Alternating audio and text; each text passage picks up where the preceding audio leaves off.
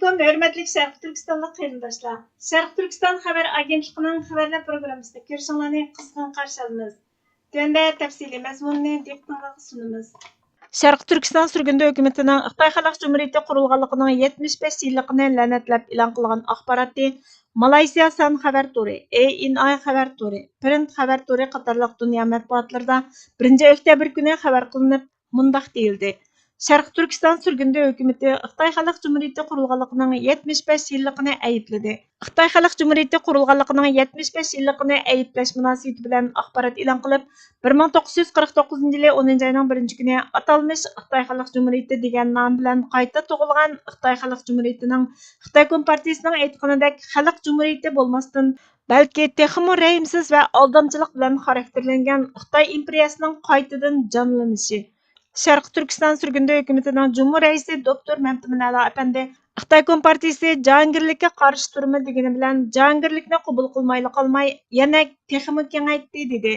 Şərq Türkistan sürgündə hökuməti bu xatırə gününü qattiq ayıplab, Xitay Xalq Cümhuriyyəti 1949 yılı 10 ayının 1 günü qurulub, uzun ötmey Şərq Türkistanның müstəqilligini tarmar qilishni maqsad qilib, 12 oktyabr günü besib kirib, Şərq Türkistanның egilik hüquqini yo'qotish, madaniyatini bostirish va irqiy qirg'inchilik elib berish uchun izchil harakat qildi.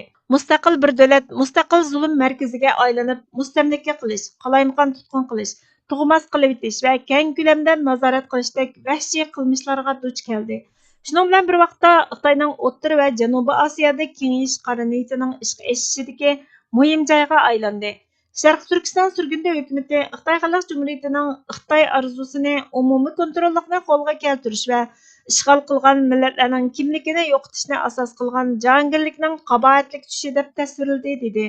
Shvetsiya Uyg'ur komiteti 1 oktyabr kuni Xitoy Xalq Cumhuriyati qurulganligining 75 yilligini la'natlab axborot e'lon qilib, ijtimoiy axborot vositalarida o'rtoqlashdi.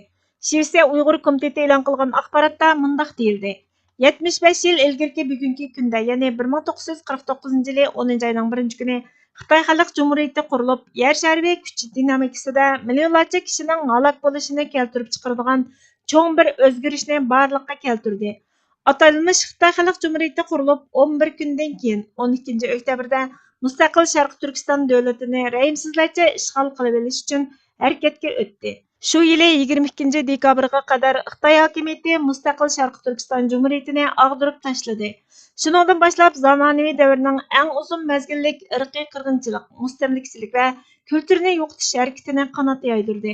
Bu hokimiyatning o'rnatilishi bir davlatning borliqqa kelishi emas, u kishilik huquqni dafsanda qilish va maqsadlari uchun dunyoning muqimligiga buzg'unchilik qilishni xohlaydigan kengaymichi kuchning qad ko'targanligidan derak berdi.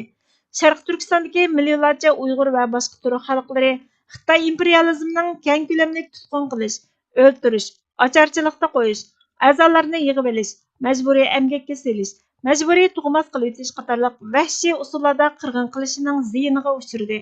Xi Jinpingning rahbarligida davomlashayotgan bu irqiy qirg'inchilik misli ko'rilmagan darajaga yetdi. Dunyo buni to'xtatish uchun harakatga o'tishning o'rniga sukut bilan tomosha qildi. Bu vaqt bizden qiyin haqiqatga yuzlanishimizni talab qilmoqda. Xitoy Xalq Cumhuriyeti xalqaro qonun va kishilik huquqqa daxl taruz qilib qolmay, erkinlik va adolatning asosiy prinsiplariga xiloflik qildi. Diplomatik ehtiyot qiladigan vaqt o'tib ketdi. Sharq Turkistondagi irqiy qirg'inchilik dunyoning ko'z oldida yuz berayotgan insoniyatga qarshi turish jinoyati.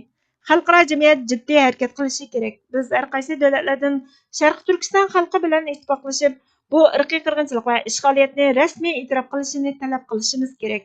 Sharq Turkistonning mustaqilligini asliga keltirish kursi rayon xarakterli kurash bo'lib qolmasdan, u dunyoviy axloq majburiyati.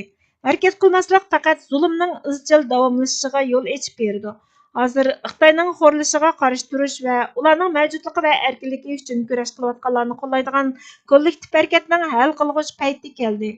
Tarix harakatsizlikni kechirmaydi. Biz cho'qim adolatni tanlashimiz, haqiqatni tunishimiz va yanama kechiktirmay Sharq Turkistonning mustaqilligini asliga keltirishimiz kerak deyildi. Beyjonning detali bir balvoq bir yo'l qurilishi shirkatlarining uchirini yig'di ekan.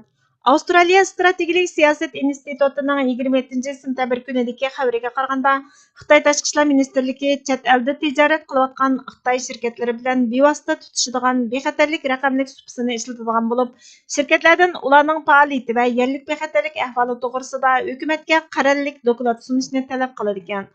Avstraliya strategik siyosat institutining Xitoy tekshirish va analiz guruhi erishgan va dalillagan hujjatlarda bexatar ipak yo'li deb atalgan bu supining Xitoy kattabashi Shi Jinpingning imzo qo'ygan tashqi siyosati bir balvoq bir yo'l qurilishi tashabbusiga qatnashgan shirkatlardan qandoq uchur yig'adiganligini, to'plagan uchurlarning tarmoqlarning baholashiga yo'llanadiganligini oshkorlagan.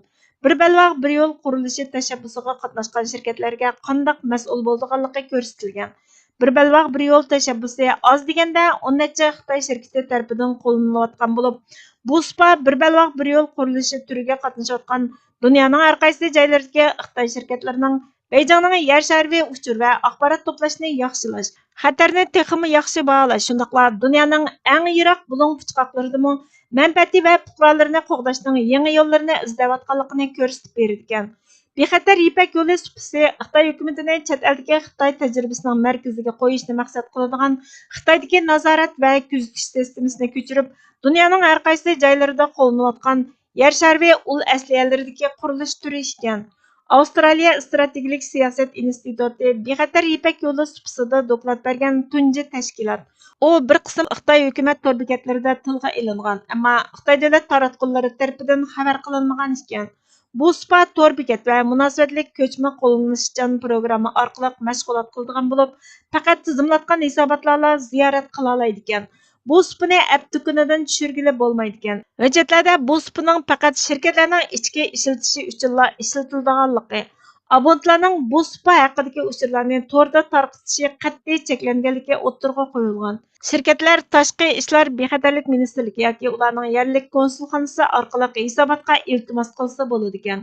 Tasdiqlangandan keyin shirkat ichidagi shirkat aloqachisi rasmiy aloqalash dokladini avatish va hammasini ishlatishga huquqli ekan. Davlat tashqi ishlar ministrligi shirkatlarni bu detalni tushirish uchun QR kodi bilan ta'minlaydi ekan va shirkatlardan app va ustal yuzi nusxasi bilan supining ig'dorchiligidagi UPN ni ishlatishni talab qiladi ekan. Shirkatlardan iltimos qilish orqali fasllik doklad topshirish talab qilinadi ekan. Bu dokladlar shirkatning xo'jayini, davlat kimligi va aloqalashish uchurlari, shirkat ishlaydigan rayon, soha yoki kasb, Amerika dollariga selingan mablag'ning soni, Xitoy va yerlik xizmatchilarning soni va uning yerlikka tizimlatmaganligini o'z ichiga oladi ekan.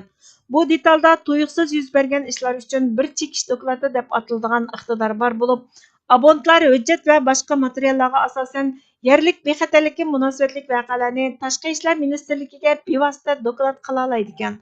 Doklad qilish iqtidori urush, malamanchilik, terrorlik hujumi, Xitoy va chet ellik ishchilar o'rtasidagi to'qinish, namoyish, tutqun qilish, o'q chiqarish, ishlab chiqarish bexatarlik hodisasi, yuqumli kasallik, yuqum, kalkun, yer tavrash, o't ofati, dengiz shovqini qatorliqlarni o'z ichiga oladi ekan. Ishlatuvchi ondan vaqa, chisla, o'rin va boshqa tafsilotlarni o'z ichiga olgan texnik ko'p uchurlar bilan ta'minlaydi ekan. Doklad jadvali yana shirkatdan chet eldagi huquqni qo'g'dash obyekti va soqchi boyligi sonliq ma'lumot ombiri haqida uchur bilan ta'minlashni talab qiladi ekan. Chet el huquqini qo'g'dash obyekti shirkat ilkidagi patent, tovar markasi va nashr huquqini ko'rsatadi ekan. Xitoy hukumati yaqinqi yillardan buyon Xitoy shirkatlarining bilim mulk huquqini qo'g'dashni muhim nuqta qilgan. Soqchi boyligi sonliq ma'lumot ombiri aniqsiz atalg'i bo'lib, bexatarlik hududlari Xitoyning chet eldagi soqchi faoliyatlari yoki qo'g'dashga tegishli bo'lgan amaliy mulk yoki shirkat xodimlarini ko'rsatadi ekan. Doklad jadvali yana shirkatdan chet eldagi huquqni qo'g'dash obyekti va soqchi boyligi sonliq ma'lumot ombiri haqida uchur bilan ta'minlashni talab qiladi ekan. Chet el huquqni qo'g'dash obyekti shirkat ilkidagi patent, tovar markasi va nashr huquqini ko'rsatadi ekan. Xitoy yaqinqi yillardan buyon Xitoy shirkatlarining bilim mulk huquqini qo'g'dashni muhim nuqta qilgan. Bir balvoq bir yo'l tashabbusi 100 dan ortiq davlat bo'lib taraqqiy qilayotgan rayonlarga Xitoyning ul asliya turlari va boshqa mablag' selishini qulaylashtirgan. Bexatar ipak yo'li supisi dastlabda 2017-yili bozorga selingan bo'lib, uni hozir bir necha qit'ada oz deganda 10 necha Xitoy shirkati ishlatadi ekan. Darvaqa bu muqaddas jihodimizdagi birdan bir qarg'a keladigan qurolimiz umumyüzlük, hamdardlik, g'oyadosh bo'lishdan maydonga kelgan birlik ittifoqimiz bo'lgan edi xolos. Bizlar uzun zamonlardan tortib insoniy marhamat va fazilatlardan mahrum holatda vahshiylarcha boshqurish ostida ezilib keldik. Agar biz asrlikning asorati tufayli qon tomirlarimizga qadar singib ketgan tafriqchilik xohishini, manfaatvozlik zaharlarini umumyuzlik holda qarindoshlik to'g'risi bilan vujudimizdan talto'kis tozalab chiqarib etmasak, hammamiz bir gavda bo'lib, haqiqiy birlik asosida hoshimizni tepishga jiddiy tutish qilmasak, oqibatimizning xayrli bo'lishi qandoqmi mumkin bo'lsin? Shu aniqki, Sharq Turkiston xalqining ziyinimi, manfaatlarimi bir nuqtada. Mamlakatning bir parchasiga foyda yoki ziyon yetsa, buning ta'siri bir butun davlatga teng yetadi. Shunga har bir shahar va viloyatning ish va nupuz egalari ko'zi to'ymaganni oz deb nupuzga aldanib, manmanlik, nafsoniyatchilik qilmasligi, o'ttirga xatarlik bo'lgan ittifoqsizlik uruqini chachmasliklari lozim. Chunki hammamizning o'rtaq manfaati buni taqozo qiladi. Agar butkul Sharq Turkiston mamlakati birlik ittifoqlikqa kelolmay, parcha-parcha ushoq bayliklarning shakliga kirib qolsa, o'ttirimizda nifaq va shaxsiy ixtilof ofatlari kuchaydi. Natijada bir-birimizning ziyiniga ko'z tikib, o'z putimizga o'zimiz palti chapamiz. Hamma tang barbod bo'lganda pushaymon hargiz foyda bermaydi. Biz birlikka keladiganlar bo'lsak, ziyon bizga hech bir yerdan yuzlanolmaydi. Ixtiloflashib o'tirsak, orqasidan umumyuzlik xaroblik, dahshatlik falokat ergishib keladi.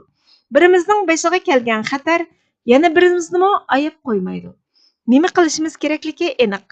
Ya umumyuzlik ittifoqlashib birlik bo'lamiz, yoki umumyuzlik xaroblikqa yuz tutib tugaymiz. İkisidan boshqa yo'l yo'q. Navoda biz vatanimizning ikkinchi qatimmo dahshatlik oyoq osti bo'lishini, avvalqadimmo battar qulluqlikda vayron bo'lishini, tengirqishini arzu talab qilib olmagan bo'lsak, u chaqda bizga kerakligi faqatla birlik, ittifoqlikdir.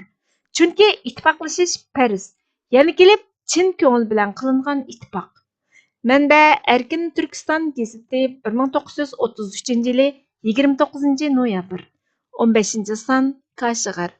Uyg'urchaga ag'dirg'ichi Burhan Muhammad. Bizga vaqt ayirganinlar uchun ko'pdan ko'p rahmat. Kelar qatimki programmamizda ko'rishguncha Allohga omonat bo'lg'aysizlar.